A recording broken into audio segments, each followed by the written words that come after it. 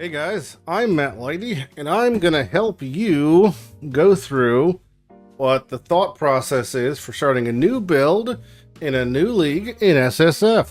This question, it was pulled from the video suggestion section in Discord, which we mentioned in the top of the year channel update from this dude named Pride. He asked a question, a somewhat generic, this is my thought process for starting a new build, whatever would probably be appreciated for new Soul 7 players. Yada yada. Big arrow starting here. Suck me off. All right. So, we're doing this in the lens of I am missing a build on my build wheel for a Marauder, so we'll just kind of go loosely into it with that. So, I'm going to show you how I would start going about this, and there'd be a couple things I'd want. Thing number one is I like to use P.O Planner. You could use Path of Exile's official website. You could use P.O.B. You could use whatever website you want. I like this one because it's in browser and has a tree planner and a build planner. So I'm just going to get those at the ready, but the most important tool for the initial picking is just PoE Ninja, because I'm going to use that to check what's hot in the streets for the past 6 months, give or take. Now, going into all of this, leading into a new league, it is absolutely fruitless to try to plan a build before patch notes, because time and time again, I've planned builds, and maybe 30% of them have been culled the second the patch notes hit. And if you think there's any rhyme or reason for why builds get buffed or nerfed in Solo Self-Found or in Path of Exile in general, you're out of your fucking mind. Is it loosely related to what is popular? Yes. Is it related to what's good? Typically never. Is it related to what was the last batch of microtransactions sold? Almost exclusively. So I digress. So you'll go into that knowing I wouldn't be too excited to play something until the patch notes is hit. And even then, because about 30% of the information is missing from patch notes in a new patch, you could still hit pitfalls. So, all that being said, I want to play a Marauder. So, what do I want to do here? Well, the first thing I'm going to do is I'm going to click Chieftain, okay, I'm going to click Berserker, and I'm going to click Juggernaut, because those are the three different Marauder subclasses, the Ascendancies. Now, the next thing I'm going to do is I'm going to parse out things that I know I don't want to play. And this could be, all of this requires a bit of game knowledge, so know that going in, but I'm going to go through the motions as I would normally and talk about it in real time. So, the top 5 most popular Marauder builds in SSF Settlers at this point, and you could obviously change this to, we'll say week 2 until Self-Found is a decent barometer. Actually, the Ascendancies are pretty spread. I know I'm going all over the place, but this is, not a bad split. I would say Jug being about 30, Berserker being about 30, they're pretty even. That being said, Earth Shatter, Righteous Fire, Ground Slam of Earth Shaking, Fire Trap, which is really just linked with Righteous Fire, Sunder, and Volcanic Fissure Snaking. Really, it starts to splinter off after the first 3, and Ground Slam of Earth Shaking and Earth Shatter are so similar in build form, being RT Slam builds, possibly bead, probably over exertion based, that it's kind of more like those are the similar builds. So you could go even looser here. You could do things such as on here, do I want to play a specific weapon type? I haven't played a staff build in forever. You could do something like that. Or, I definitely want to use a shield, so let me go shield and click on mace, sword, shield, claw, shield. It's okay, I know to go through that. But I'm kind of thinking I want to do something that is a little freaky, but maybe I want to play a build that is resilient against annoyance, right? I don't want to be dying to elemental damage. I don't want to be dying to, maybe slows. And I know that Chieftain gets super easy access to 90 all res, and Juggernaut has Unstoppable, so they get that really comfy kind of thing. So let's click off Berserker. So hide Berserker builds. Okay, so we've made a little bit of progress. Now, do I want to play Righteous Fire? Because that's a quarter of the pop, right? Do I want to play Righteous Fire? Righteous Fire in Solo Self-Found. It is the definition of the turtle. The slow and steady wins the race. If I click on Righteous Fire, they're 97% Chieftains. I'm kind of leaning towards Juggernaut, right?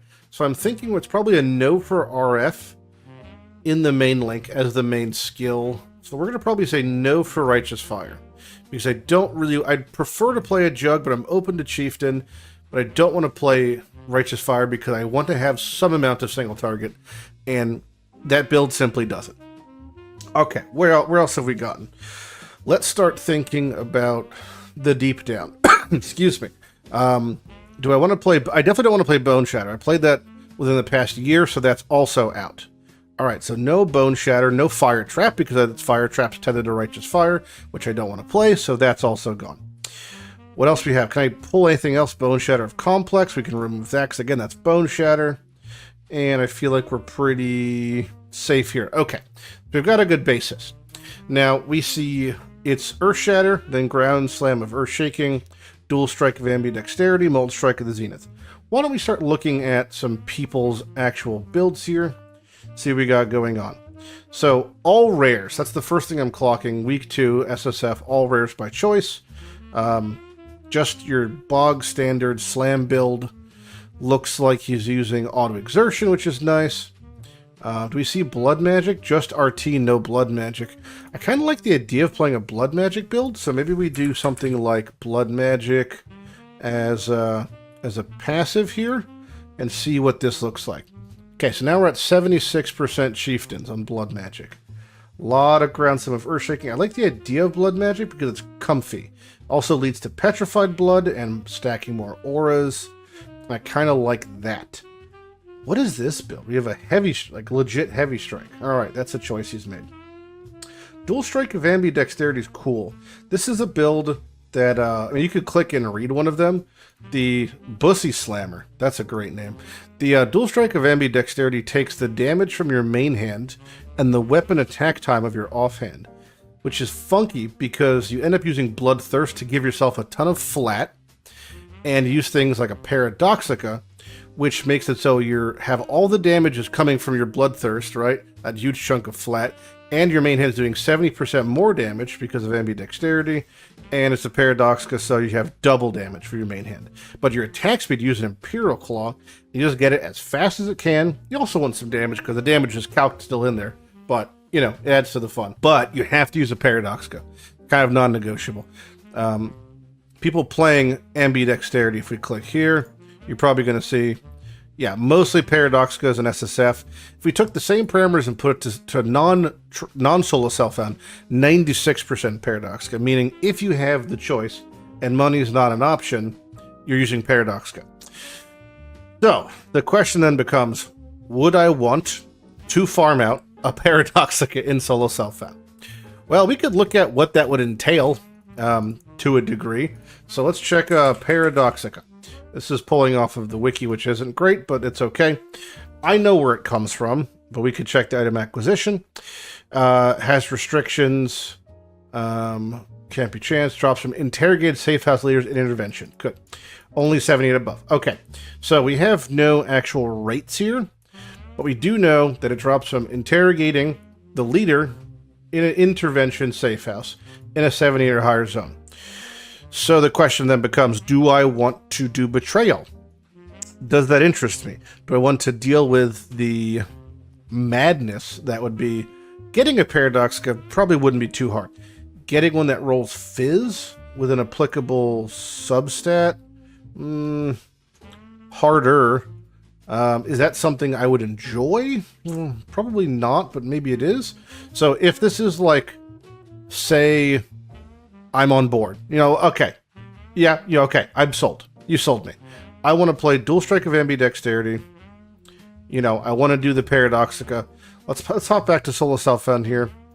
And let's put it to present day. Because I want to see what people have for better gear. Paradoxica rate has gone up, which makes sense because more people have gotten them. Now we're going to start figuring out what I want to do life-wise.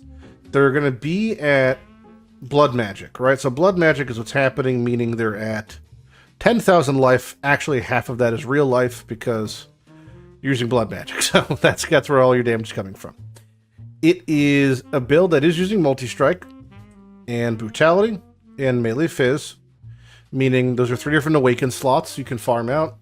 Fortify built in, Bloodthirst, a lot of damage. Blood Magic is comfy. It's a mark build, so you don't have to worry about cursing. It's auto-done. Battle Mage Cry is also something you could automate, but it's a click otherwise. Mostly just doing it for probably base crit and exertion. Could you run Pride, which means you could also run Purity of Elements. And then there's some meme shit going on here. Roll and extra damage and Petrified Flood. Alright, so what other things would have to be farming out here? Just has a bunch of jewels. Clusters, they're 8 passives with 3 nodes, so it's not like it's crazy requirements. This guy's gear isn't like absurd. It's just like super good rares. I like rares. I could do rares. Any more uniques that seem to be presenting themselves, or it looks to be all whatever. Yeah, the other thing is a trans gem. You have to go farm an ambidexterity out. What is leveling like for this? What do you think leveling process is like? Is it going to be annoying? Let's go day 2. Day 2, couple dudes. Yeah, that makes sense. Probably no one has Paradoxicas yet. Yeah, just looking for a high fizz main hand, and then high attack speed offhand until you get your Paradoxica. Basic 5-link setup, no surprise, nothing special. A lot of the value here is coming from Tribal Fury, Extra Strike, and the Splash. That's your kind of AoE, per se. Yeah, but it's pretty basic framework. It's rares. So getting rares in SSF, easy peasy. And yeah, I kind of like what they're doing here. Let's go back to, let's get week like 4. So decent gear SSF. Settlers League, there's Recombinators, we get it. And we'll do Juggernaut, obviously. This just seems to be the one people want. Let us check the heat map. Okay. So in the heat map, the red, the darker the color, or the more towards red the color, the more common the allocation of those points. It looks like pretty much everyone's doing very similar framework. Not really surprised there. So for our passive tree, we could just do something similar. If we want to take someone, we could take anybody. It doesn't really seem to matter too much. This guy's got the best gear, probably. But they're all going to be pretty much taking the same stuff. And it meets my prerequisite of wanting to be tankier with Unstoppable and a little faster, a little cleaner. And I like it. I think it's got some good stuff here. Don't have to worry about cursing. Don't have to worry about targeting because it's multi-strike with Tribal Fury and extra attacks. It's quick because it's a Whirling Blades dual build. Has Blood Rage built in. It's got a bunch of flasks. This guy's got them all automated. I love automation. I have very little complaints. It's using an armor evasion helmet. So you can pick up the mastery for immune to bleeding or poison. I don't think this guy does. You might have it somewhere else. But yeah, there's one of the masteries for the armor evasion. Immune to bleeding poison early on. Has access to corrupting blood there. Okay, I'm pretty happy with what this guy has. I'm going to use this as like a template or framework. So now we've decided we got the build. I'm going to do Dual Strike of Ambidexterity on a Juggernaut, and I kind of know what I want to do. So now we're going to rip his shit into Profile Not Found. That doesn't really matter. So we could just take his account here. I believe we could import it from here. The account name. There's better ways to do this, but I'm going to do it manually because it's just how I'm doing it. Termo, what the fuck was that name? Termo Carp? Termo Carp. Okay, get character. Let's see. Failed getting character. Resource forbidden. Spooky. It's a threat. Well, we could just get the next guy. Probably damn near identical. Yep. Glaciate. That's kind of a fun name. Glaciate. Did I spell that right? Glaciate. Failed getting character. Resource forbidden. You know what? This actually might be... Yep. So this is because... This is a funny thing that's happening in live here. They had changed how their pulling of characters work by adding numbers after everybody's profile. And because of that, like for me, I'm Lighty0868 on my alt account. Because of that, all of these things are probably going to be null. So I have to find what Glaciate's account would be. But I don't know what his account is because I don't know what his numbers are. Isn't that nuts? See, his account is no longer that number. Is there any other way to find this? What if I do snapshot to the current? The current whatever. Is it going to be updated if I do latest snapshot? Or it's still going to have... Oh, there it goes. It has it. 0802. That's so funny. So it pulled them... How do I do this now with... Weird. Import code for path of building. Networking error. What is happening? That's a K, not a C. Is that going to help feel like it's not going to make a difference. It made a difference. All right, cool. It definitely gave me shit, though. Anyway, import all. I don't like the adding of the numbers, but maybe it's something. Okay, did it actually port it all? It did. So it has whatever his snapshot of his gear was, and his tree, which we're going to change some. But yeah, we've got an idea of what's going on. Okay, I'm pretty happy with this. So, a couple things we're going to change in the tree, then we're going to figure out our atlas, and we're going to make a plan. So, first things first, I'm just going to cut these jewel sockets here, here, and here. And I think that's probably good for now. I'll probably just cut that's one pointer. We don't want to cut one pointers. Cutting one pointers feels bad. I think that's probably good. Yeah, what else do I want to change, if anything? Suppression. I'll probably early on pick up Mage Bane, because I think I'll probably need it to hit suppression cap at level 90. I'll probably pick up Corrupting Blood there. I'll probably pick up Cloth and Chain, the aforementioned immune to bleeding or poison. And we'll probably drop Blood-Soaked Blade early on. I don't really want to mess with tinctures. And I think we're pretty comfy. Yeah, that feels good. Alright. Yeah, it looks good. So that is level 91, which is, I'll have that like super early. Like day 3, I guess, or something of League, within 24 hours of the character being made. Yeah, that looks good. Okay, so I'm happy with the tree now. It's going to fill some gaps early on that I have issues with. I want to have Corrupting Blood immunity. I want to be able to have my immunity to poison or bleeding. I want to have my Mage Bane for my suppression cap, and I don't care about the dex scaling inherently, because it providing no difference to evasion makes no difference, because I have iron reflexes. So I'm pretty happy. So I'm pretty happy with this tree now. Any skill amendments that I want to make amongst this? I don't think so. I'm pretty happy with all of this as well.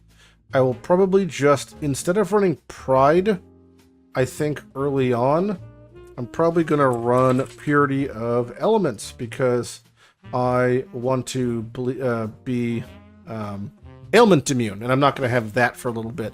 I put a lot of stock in being alive, because dead people don't do damage, so me losing 30% DPS in Pride being lost isn't a big deal for me in the first week, until I have a Storm Shroud, or some way of being elementally ailment immune. Ignite isn't as bad, but Shock and Freeze are like mega fucking killers, and those scare me. The rares don't matter as much. They're more like benchmarks for what to achieve, so we could just keep those on there. We know what we want to get res cap, we want to get our, whatever, and yeah, pretty comfy. Okay, so I have an idea of what I'm doing. This is a basic tree that has something, the framework I want. I know what I want, and the only other hurdles is I want to be able to craft good rares that are mostly going to be life res suppression. So, what am I going to do for life res suppression rares? And I need to have an amount of betrayal. So now it comes to the Atlas tree. This is the next part. We know what we want to play. We went through the process of figuring out what we want to play, narrowing it down, filtering it out. We've identified our tree for our character. We have it planned out. You could go further if you wanted to, and cut it down to, level 60, I do that. I kind of think that's bullshit. If you're playing PoE and you're going through this level of process, if you're asking, how do I get to level 10?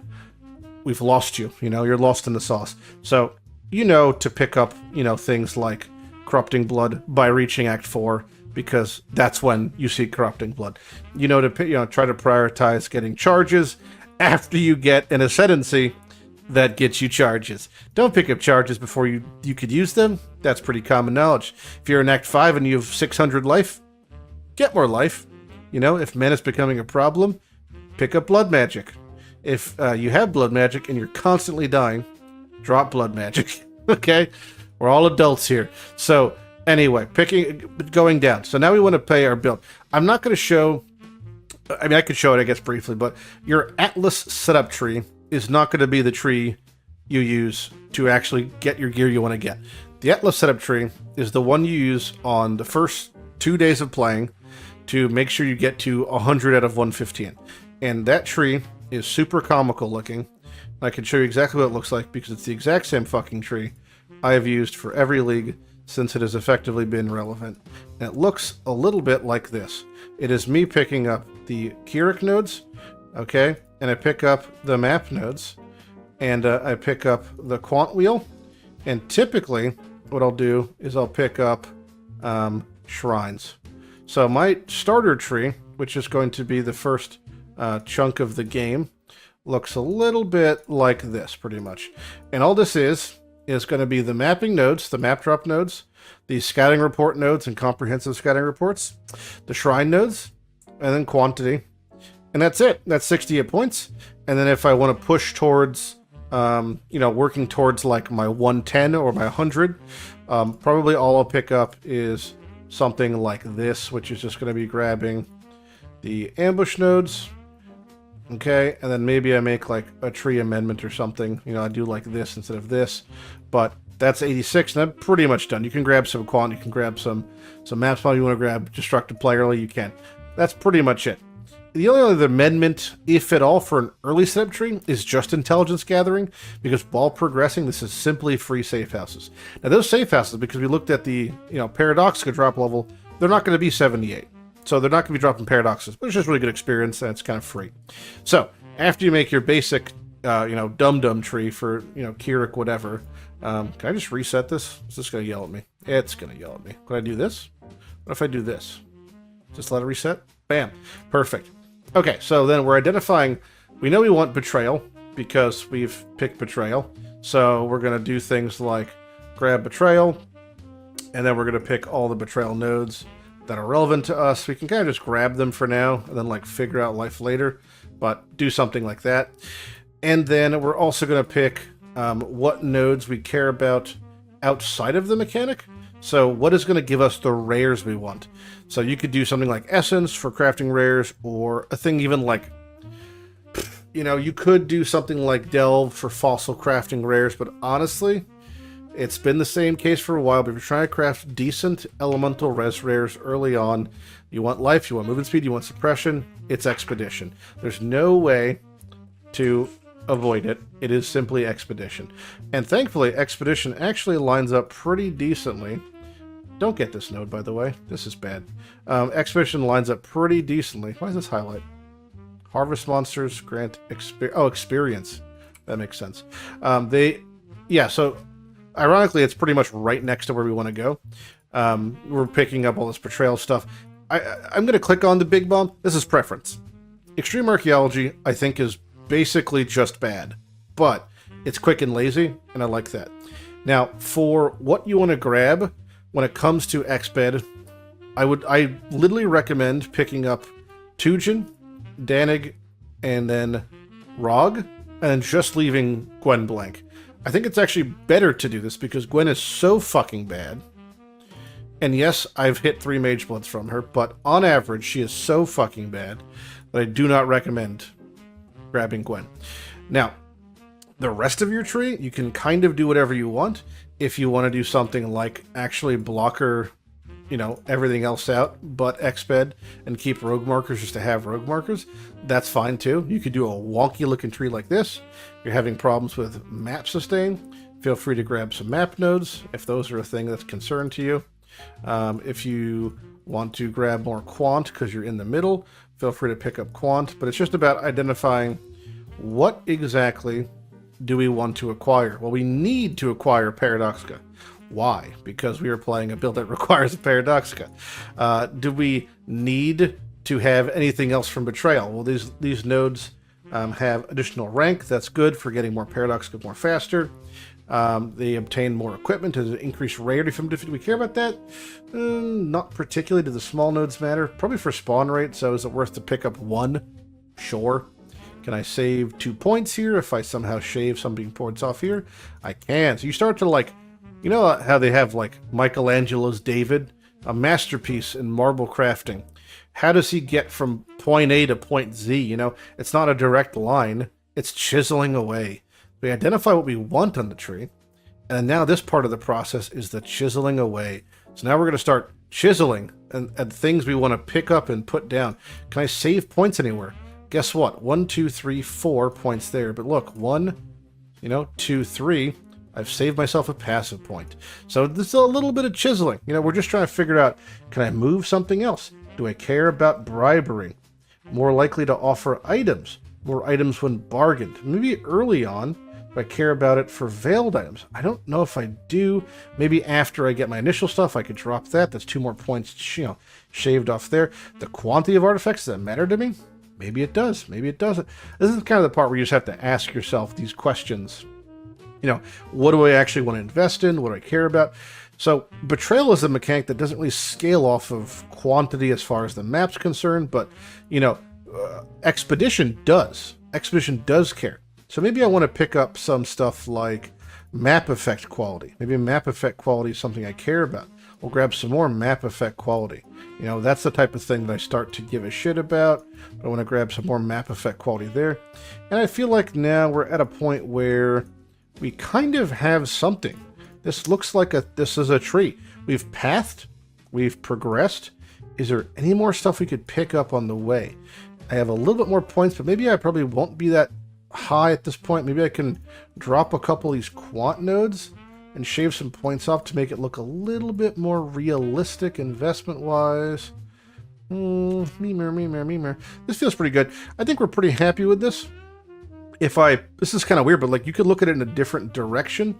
So if I put 1 point here, okay, I could take a point out of explosive range or quantity vendor refresh. I can actually save 2 points there if you cared about something like that. Let's say I don't, because I just want to have it all. I like the small nodes. People really undervalue small nodes for Exped.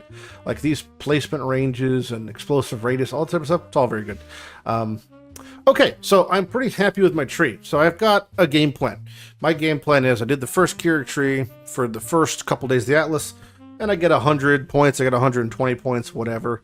And now I've got some I've just found some gear. I've identified stuff, like I'm running a filter that shows all rare gloves, boots, helmets. I want to show all rare rings. I want to show all, identifying things by main hand, offhand. This is also the next part is going to be doing that sort of stuff. But then I go that, okay, now I'm on to my second tree.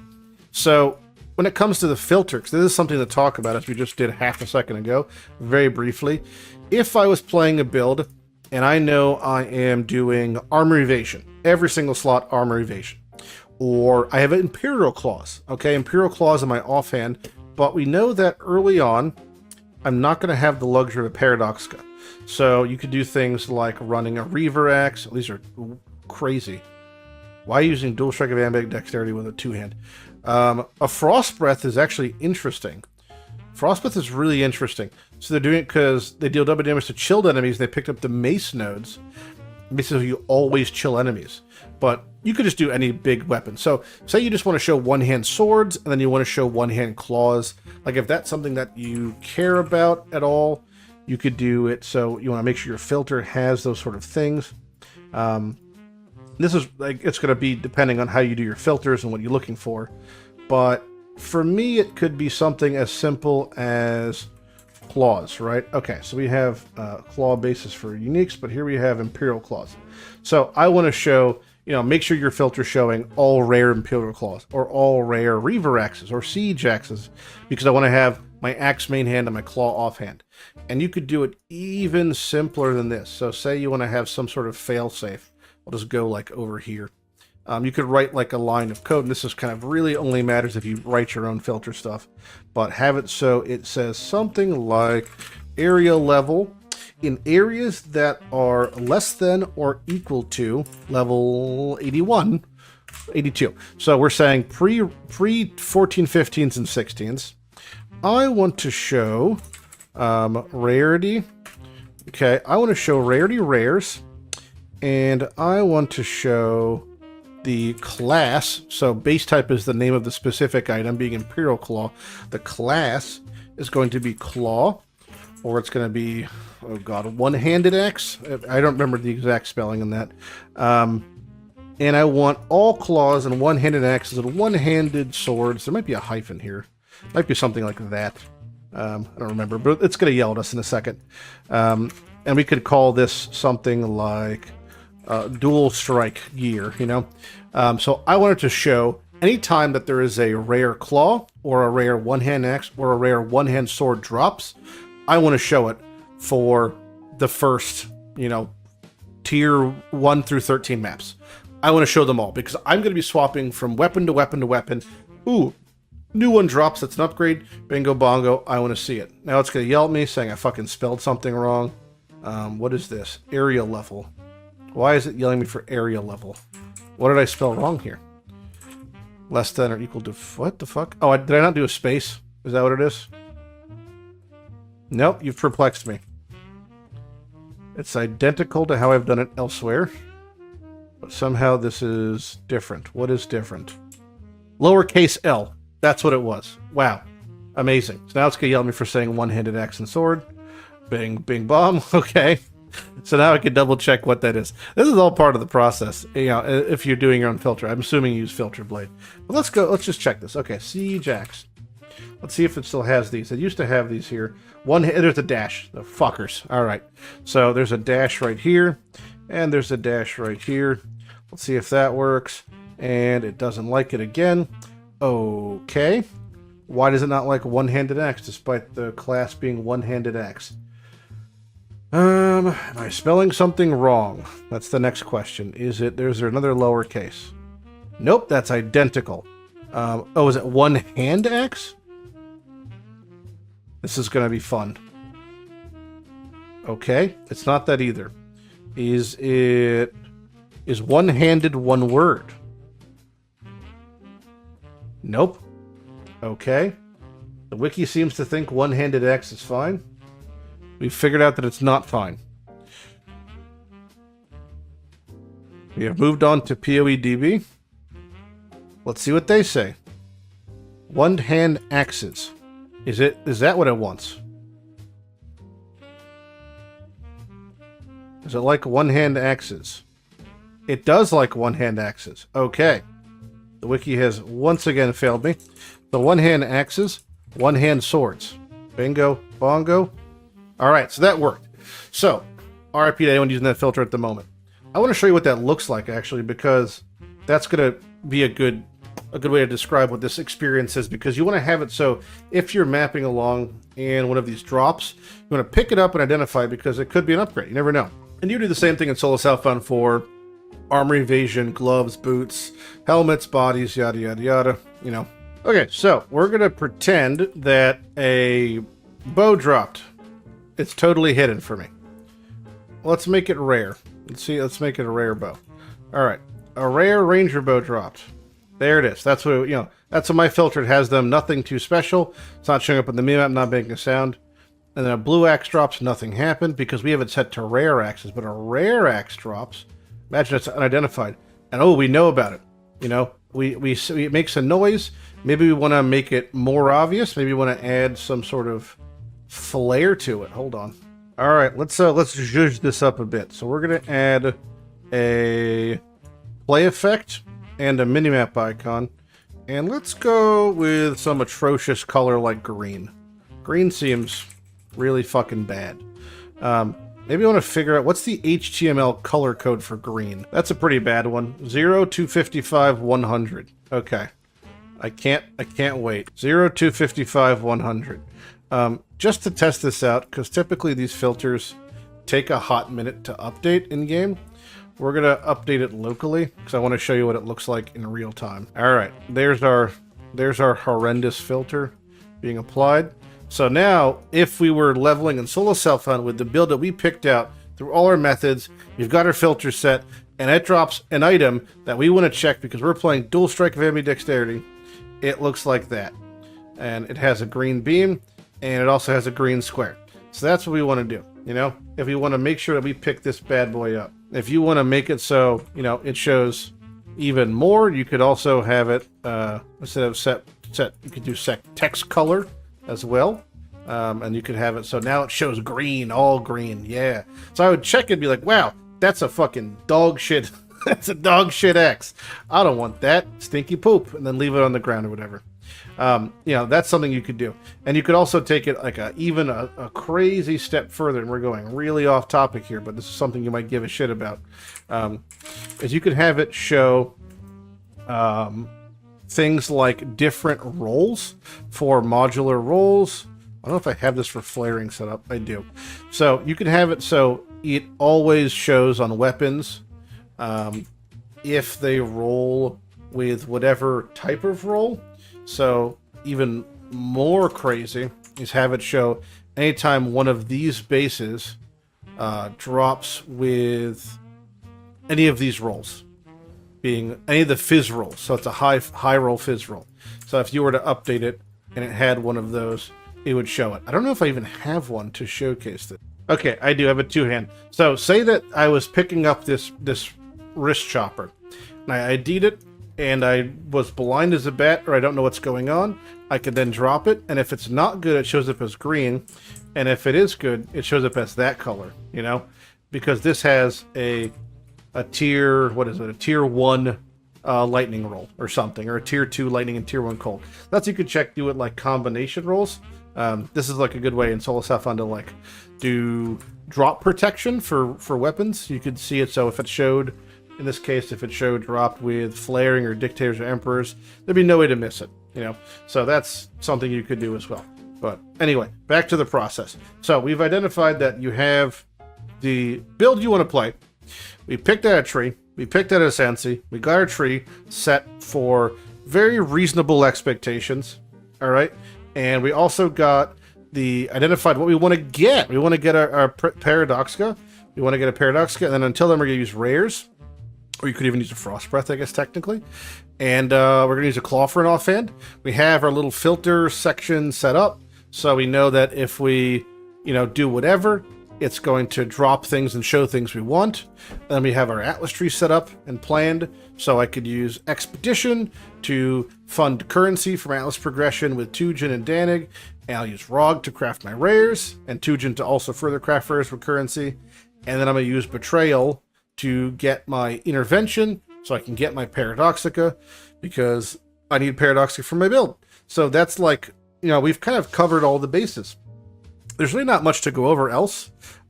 If you wanted to focus on clusters, you can grab that. It's not really important early on. And then a lot now it's just like, that's it. You know, I don't think there's anything else to prep. This has been like the entire process. So having a filter set up that you like, having a tree set up that you're comfortable with, having an Atlas tree that's at least 1 or 2 plans deep.